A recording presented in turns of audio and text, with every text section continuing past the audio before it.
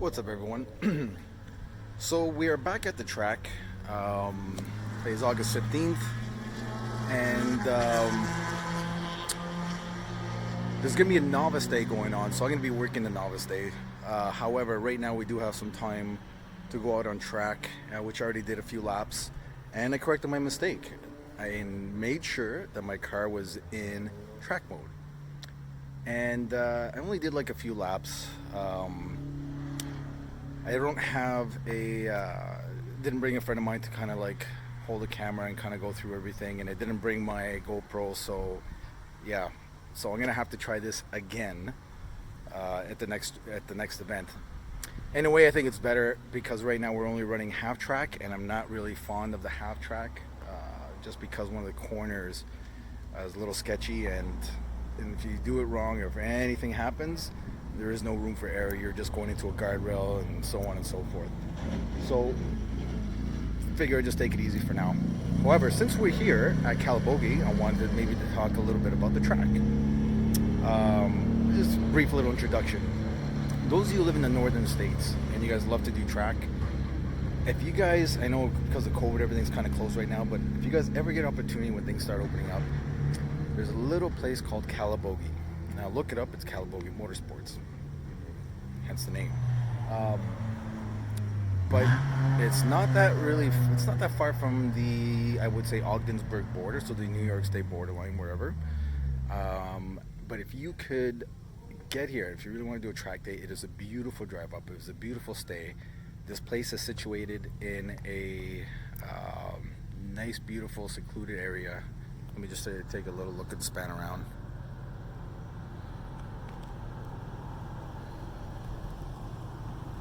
And this is really a special place. It is a private track, so there are noise restrictions, like with majority of tracks that are out there. But this place houses some really, really good businesses, if you want to call it that, or good private industry. So, for example, you might have heard of a car called the Ford GT. And that was actually secretly developed here at this racetrack. It is one of the longest racetracks in North America, if not the longest.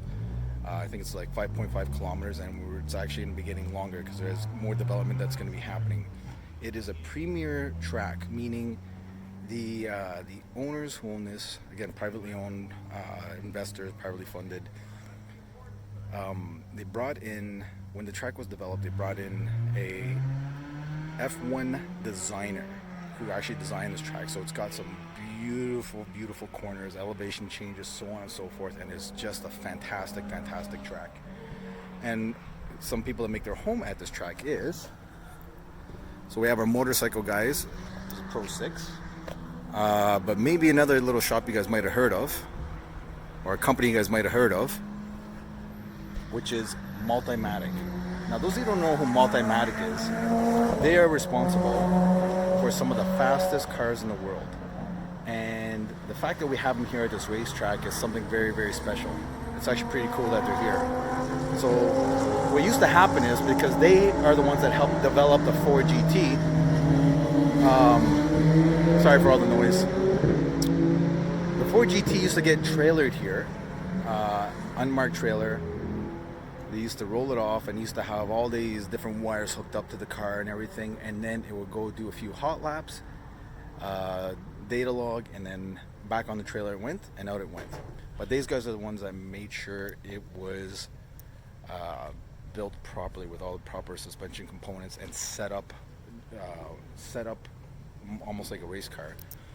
Now, at the time when it was being tested, the Ford GT, at the time it was being tested, everyone here had to sign a non-disclosure agreement, so they couldn't tell you what was happening here or whatever. You could get in a lot of trouble.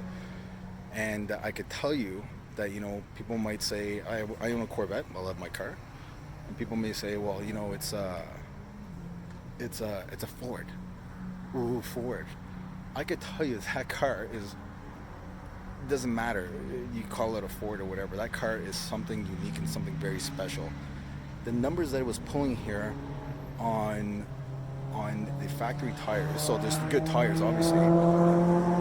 With the right driver was insane, pulling some crazy times on this track.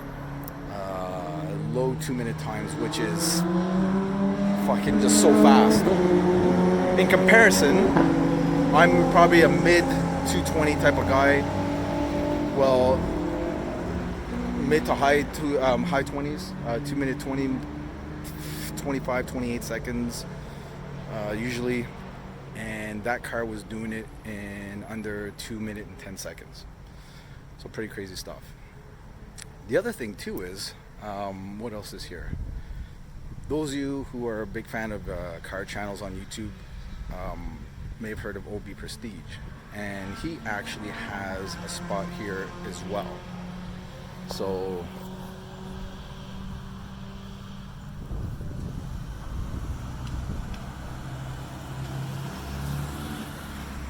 he rents a spot here as well. Super nice guy, super cool guy. He brought up his hypercars a few times. He's not doing a lot of track this year, but it's always fun when he has a track day, and sometimes we like to jump on those and see if he brings his Pagani or his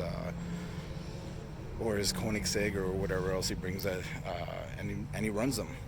The guy is a true car enthusiast, and he uses his cars. So it's cool having him up here as well.